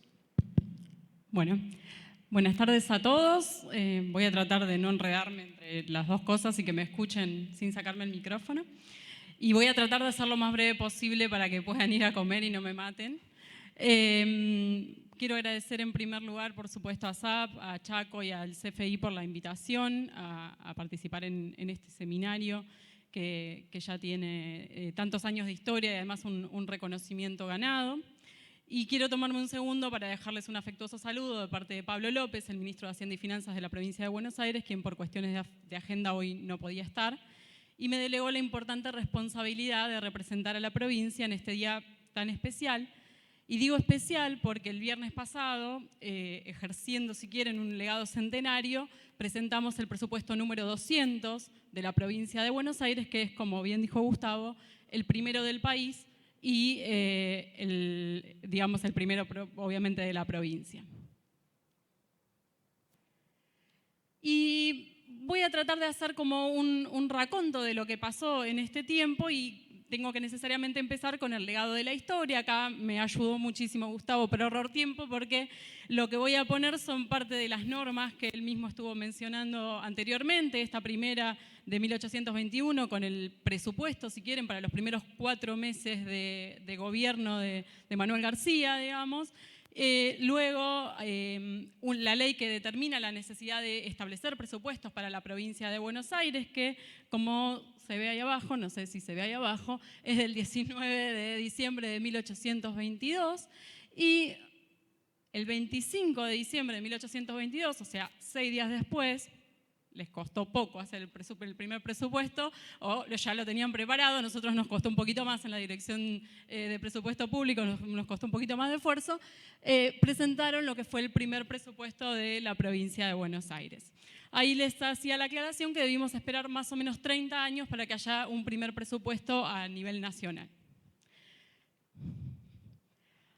¿Cómo era el presupuesto de la provincia de Buenos Aires en ese entonces? Bueno, simplemente acá las imágenes, no lo dije, las imágenes que estoy mostrando son, que no se ven, pero no importa, ahora yo les cuento, son de ayuda, una ayuda que me dieron desde la biblioteca del Ministerio de Economía de la provincia de Buenos Aires con el acceso al registro oficial de la provincia, donde está un poco todo lo que es la historia de estos presupuestos que les voy a estar contando. Ahí, lo digo mejor porque no se ve demasiado, está una foto del presupuesto de 1822, 1824, 1829 y 1830. Por supuesto, por temas de comparabilidad no podemos comparar los nominales, pero sí podemos mirar un poco la estructura de estos presupuestos. Arriba están los recursos, abajo están los gastos. ¿Y qué podemos sacar como conclusión? Número 1, una enorme dependencia de la provincia de Buenos Aires de los recursos aduaneros, como ya comentó Gustavo previamente. Alrededor del 80% como promedio de esos 4 años provenían de los ingresos de la aduana. Número 2, un enorme gasto relacionado a los conflictos bélicos que la provincia de Buenos Aires tenía en ese momento con el resto de la Confederación para ver si se unía o no se unía en el marco de nuestra rica, digamos, y larga historia hasta la unificación nacional.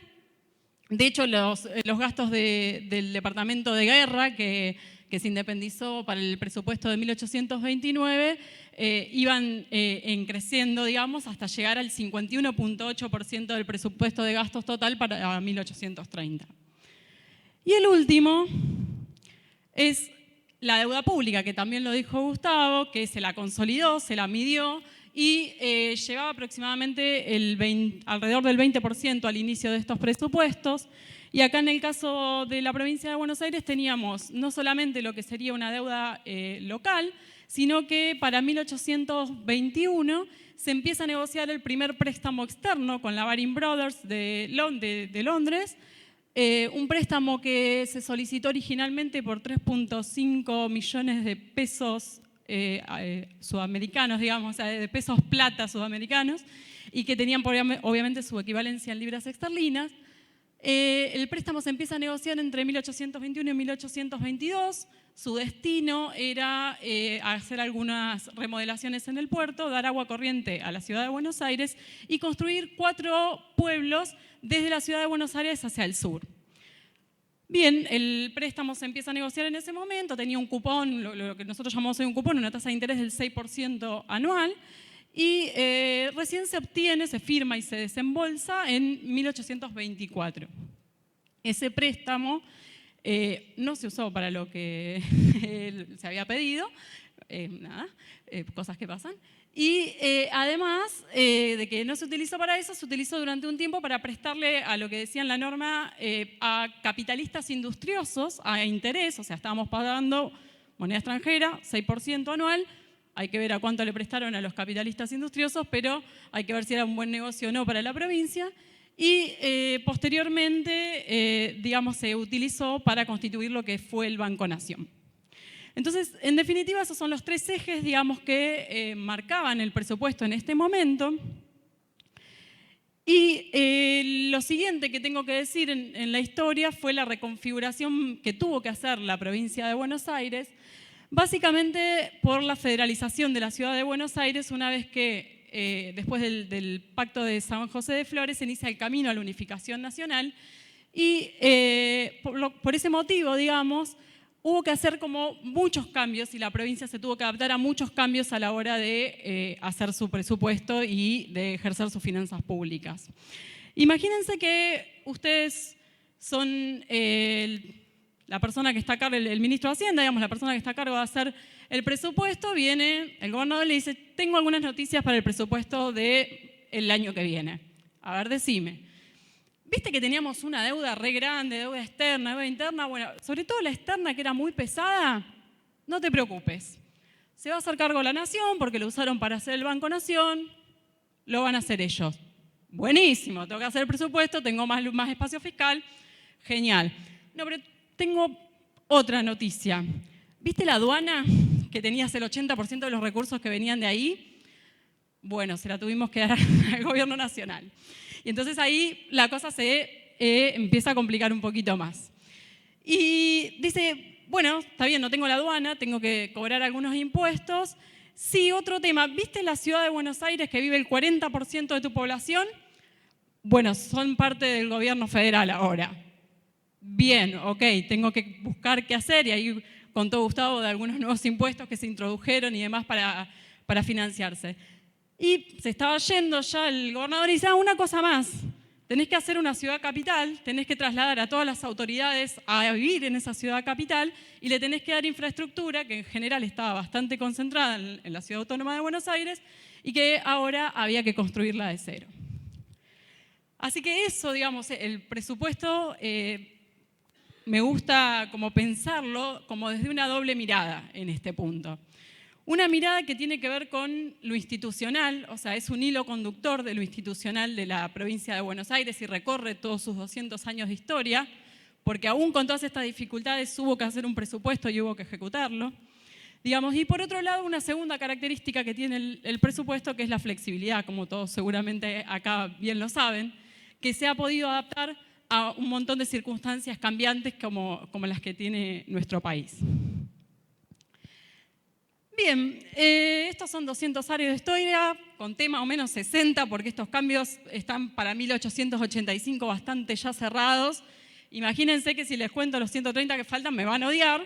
Así que lo que pensé, dije, bueno, ¿cómo puedo hacer para intentar resumir un poco qué es lo que pasa con las finanzas públicas de la provincia de Buenos Aires en todo ese tiempo? Entonces lo que hice, vieron que existen estos programitas que te hacen una nube de palabras, vos subís un texto y te hacen una nube de palabras con las palabras más repetidas, las pone más grandes y va poniendo todas las palabras que están ahí. Dije, bueno, a ver si podemos hacer un resumen por ese lado. La cuestión era elegir un texto adecuado. Yo podría elegir un texto, no sé, de gobierno, un mensaje de presupuesto, una cosa así, pero me parecía que por ahí podía ser un poco sesgado, entonces busqué más un texto académico. Agarré un libro publicado recientemente por la Universidad Nacional de La Plata, que además es mi casa, por el profesor Alberto Porto, que es la historia de las finanzas de la provincia de Buenos Aires entre 1885 y 2019.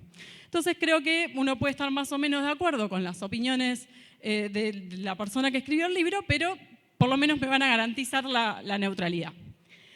Hice la nubecita de palabras y ahora voy a compartir lo que salió de esa nube de palabras. Y cuando lo vi, me gustó mucho porque de alguna manera lo que a mí me parece es que la coparticipación atraviesa la historia y las finanzas públicas de la provincia de Buenos Aires. La insuficiencia crónica de recursos que tiene la provincia de Buenos Aires es la causa de las deficiencias estructurales que ha tenido históricamente también. Y de alguna forma es el presupuesto el que da cuenta cómo hace cada una de las gestiones de gobierno para balancear estas tensiones que están en el presupuesto de la provincia. No es mi intención hacer un reclamo acerca de la coparticipación en este ámbito, pero es un poco también digamos, como la marca registrada de los funcionarios de la provincia de Buenos Aires. No nos podemos ir sin hacer un reclamo de la coparticipación, nos echan cuando llegamos al Ministerio de Hacienda y Finanzas. A mí, de todas las cosas que se pueden decir acerca de la coparticipación, la que más me gusta, que me parece que es en lo que estamos de acuerdo, porque es verdad que para poder cambiar el régimen de coparticipación se necesitan consensos demasiado amplios y muy difíciles de conseguir. Entonces, digo, nadie deja de discutir la complejidad del problema, pero lo que me gusta decir es que el sistema actual no cumple el mandato constitucional. Y eso me parece que es algo en lo que todos estamos de acuerdo. Y estamos de acuerdo no solamente por los 35 años que pasaron de tener un régimen que supuestamente iba a ser provisorio, sino porque además no respeta las facultades de gasto que tiene cada una de las provincias, no tiene criterios objetivos y no es solidaria ni intenta generar que haya condiciones iguales entre todos los habitantes de nuestro país. Solo para mostrar un poco que lo que digo no es pura charlatanería mía, sino que un poco los datos lo avalan.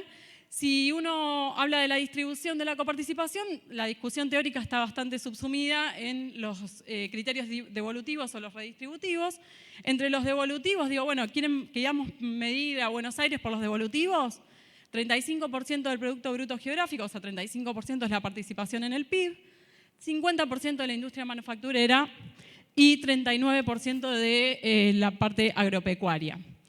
Dicen, bueno, no, pero mirá que el artículo 75, inciso 2 de la Constitución en realidad se concentra como bastante en las cuestiones que tienen que ver redistributivas. Bueno, ok, 56% de la pobreza del país, 35% de la matrícula estatal, escolar, no estatal, está mal puesto, es la matrícula escolar, y digamos que la educación de nuestros hijos es el futuro de la provincia y claramente si en un lugar tenemos que ser redistributivos es ahí.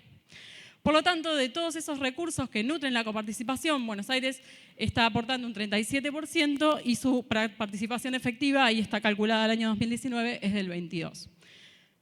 De vuelta, el presupuesto es una realidad, así como atravesaba ese dibujo de la provincia de Buenos Aires, lo atraviesa cada uno de los presupuestos que la provincia está realizando desde que el régimen está vigente.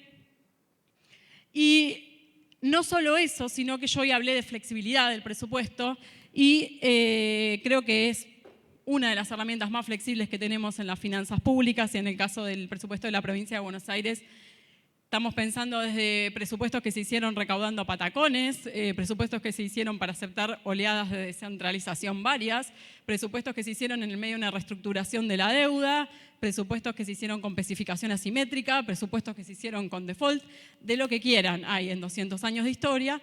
Y un poco en esta parte, para ir a la historia más reciente, le pregunté a alguno de los miembros del equipo de la dirección provincial, busqué los que hacían más años que están en la dirección provincial, no quiere decir por eso que sean más viejos, no lo tomen así, y le dije, bueno, si tenés que evaluar, ¿cuáles te parece que fueron los hitos más importantes de los últimos años del presupuesto en Buenos Aires? Y lo que me fueron contando está resumido acá.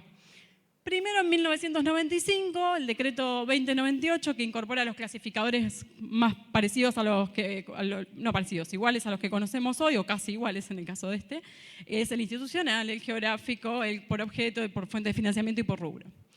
Esos clasificadores son modificados en 1997, pero más importante aún, la misma norma crea lo que es el presupuesto por programas y el seguimiento, control y evaluación de las metafísicas. Eso que está, digamos, pensado para la formulación y para la ejecución, lo cierto es que si bien lo hacemos en la provincia de Buenos Aires, lo hacemos de una manera bastante artesanal. Luego, como hito, en 2002 se incorpora el sistema de información financiera, porque algo que también atravesó a la realidad del presupuesto es la incorporación de tecnología y tener que formular, digamos, a través de una herramienta informática que muchas cosas facilita, pero como toda transición es complicada. Así que ahí se incorpora el sistema de información financiera, que era un sistema netamente de formulación.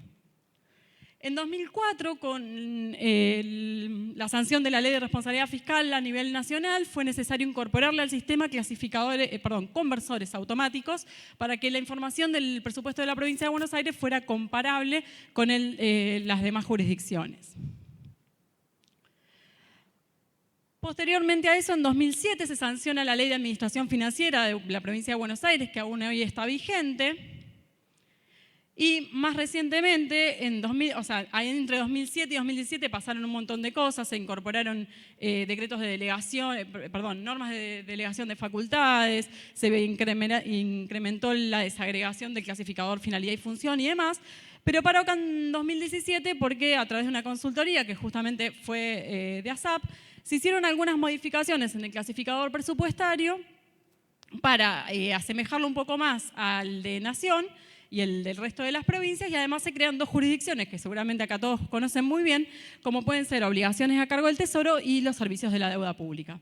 Servicios de la deuda pública tiene como ventaja en el caso de la provincia de Buenos Aires que nos permitió juntar todas las líneas de crédito en un mismo lugar, por decirlo de alguna manera, y obligaciones a cargo del Tesoro, todos saben lo fundamental que resulta a la hora de ejecutar, no solo presupuestar, sino también ejecutar el presupuesto. Bien, después en 2018 se incorpora el Sistema Integrado de Gestión y Administración Financiera, el SIGAF, que es el sistema que tenemos actualmente.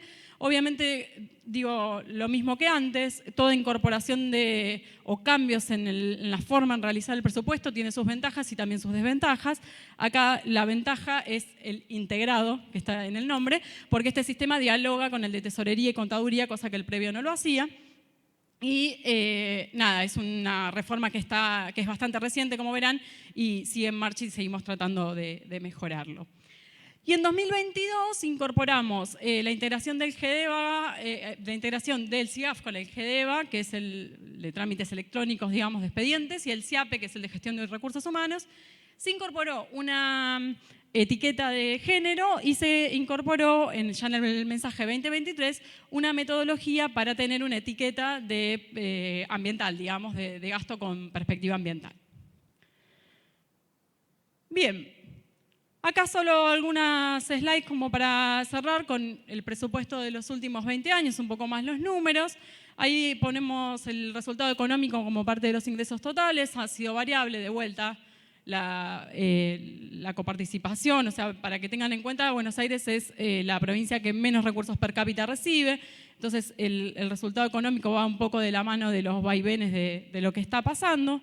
En los últimos años, y es un poco la impronta que se tiene desde la gestión, digamos, y desde la idea que nos transmite nuestro ministro, es de tratar de hacer el espacio fiscal suficiente desde el resultado económico para permitir financiar el gasto de capital. Entonces, como se ve en el gráfico, ahí puse el resultado financiero, la parte del déficit es explicada, dado que los recursos de capital son prácticamente nulos, está bien explicada por el comportamiento del gasto de capital. Ahora bien, como un punto que me interesa mostrar, es ahí estoy incorporando una medida que no es tan tradicional, que es el resultado económico primario, es decir, restándole los intereses de la deuda. Y un poco lo que vemos es que en algún momento de la historia y producto de algunos ciclos de endeudamiento que se llevaron adelante en la provincia de Buenos Aires, la diferencia entre el económico tradicional y el económico primario era muy grande. ¿Qué quiere decir eso? Que vos tenías que hacer un gran esfuerzo a nivel del resultado económico para pagar los intereses de la deuda. Y además, el resultado económico puro que te queda ahí abajo, el del celestito, alcanza a cubrir poco de la barrita de abajo, ¿sí? Eso que nosotros entendemos que gracias a la reestructuración de la deuda y al producto de tratar de hacer un endeudamiento más sostenible, se está revirtiendo y como ven ahí en los últimos 2 años, que son los que estoy señalando porque el presupuesto 2020 fue un presupuesto prorrogado, la parte de celestita, digamos, o turquesa, financia cada vez más del déficit que viene por invertir o por hacer gasto de capital. Ahí agregué solamente el primario porque es uno de los tradicionales que no estaba, así que para que quede. Bien, un par de cosas sobre el presupuesto 2023. El presupuesto 2023 sigue con esa lógica. El resultado económico en la filmina anterior que le mostré era del 1,9% de los ingresos totales para el año 2021 y del 2,9% para el 2022. En el 2023 seguimos esa tendencia creciente y es un 4,1% como muestra la filmina. El resultado financiero es del 3,7% negativo de déficit y se cubre en buena parte con fuentes financieras que, como se muestran ahí, tenemos organismos internacionales, las letras del Tesoro, un poquito del Gobierno Nacional y la nueva deuda que alcanza solamente el 2,5% de los recursos. Además, ese presupuesto tiene los siguientes ejes. La promoción de la producción, el empleo y la inclusión social es el primero de los ejes. En el caso de la producción se aumentó 7 veces las políticas productivas y en el caso de la inclusión social es un nivel récord a nivel histórico. Además hay una enorme inversión en infraestructura que alcanza el 8% del gasto y no solamente que alcanza el 8% del gasto, sino que es transversal a toda la provincia. Hay obras previstas en energía, en vialidad, en vivienda, digamos, está como distribuido a lo largo de todas las finalidades, si quieren. Además hay una inversión muy alta en salud, alrededor del 88%. Todos estos valores que estoy diciendo están en términos constantes, no son nominales, sino que están igualados a pesos del año 2023, digamos, para no generar ninguna confusión. Esa inversión en salud es, les decía, del 88% en relación al prepandemia, sin perder de vista la enorme inversión que se hizo en los 2 años de pandemia y que por supuesto había gasto corriente en esa inversión porque había, no sé, que comprar los elementos necesarios para atender a los enfermos en plena pandemia, pero también había mucha infraestructura en salud, que fue un enorme esfuerzo de los bonaerenses que le queda a la provincia, por suerte, y nos encuentra mejor preparados para afrontar cualquier situación que el destino nos depare. Inversión en educación y en cultura, esto tiene que ver mucho con construcciones también, digamos, con la inversión en infraestructura y con equipamiento, pero también con los que son los comedores escolares, el SAE y el MESA, que son 2 programas fundamentales en la provincia y que atienden la alimentación de los niños y niñas.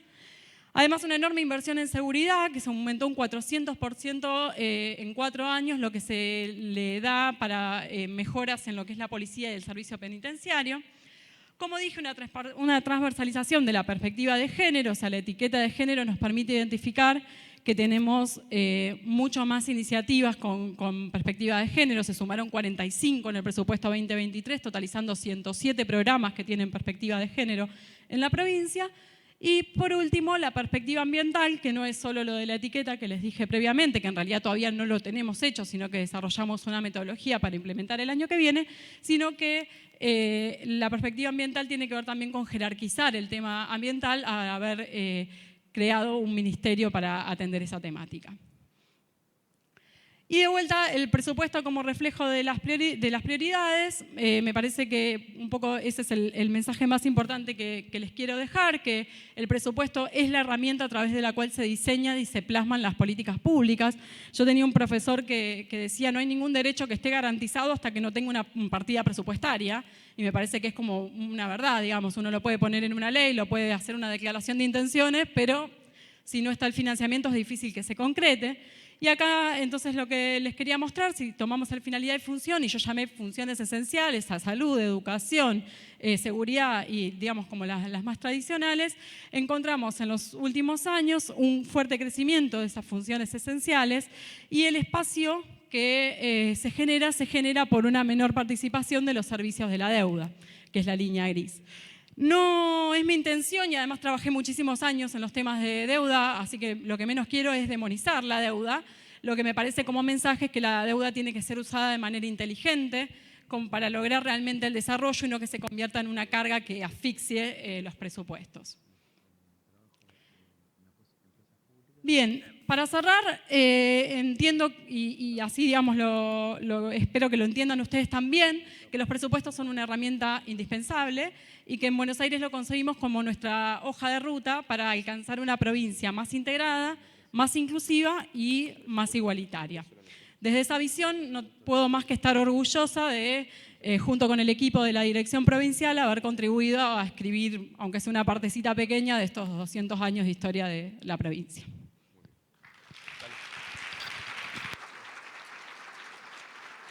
Muy bien, los aplausos bien fuertes para Mariel Manes. Vamos a invitar al vicepresidente de ASAP, Guido Rangugni, para que lleve adelante la entrega de los presentes institucionales nuevamente por parte de la entidad y también estos presentes institucionales, no solamente por parte de ASAP, sino que también por el Ministerio de Planificación, Economía e Infraestructura de la provincia del Chaco. Son presentes de trabajos de emprendedores locales, por lo cual se los entrega a cada uno de los expositores.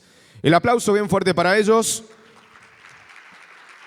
Gracias, Gustavo Sibila. Gracias, Mariel Manes.